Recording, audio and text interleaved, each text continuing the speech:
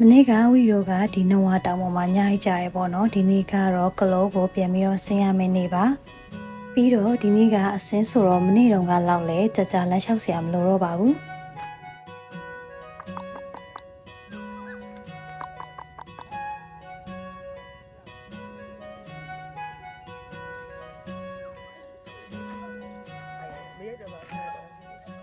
ဒါကတော့ဦးရဲတို့ကိုယ်တိုင်တေချာလေးပြင်ဆင်ချက်ပြုတ်ပေးထားတဲ့မနက်စာပါဒါစားပြီးရင်တော့ဝီရိုတောင်အောက်ကိုပြန်ဆင်းပါတော့မယ်ရှင်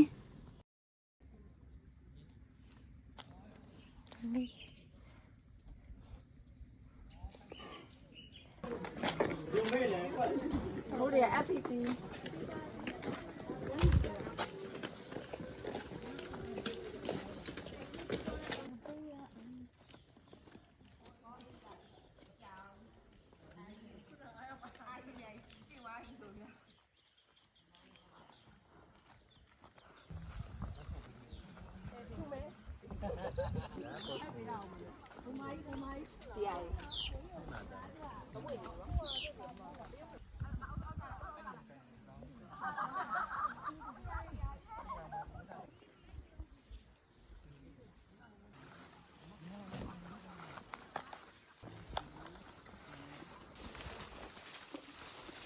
မရှိနဲ့ကြည့်လိုက်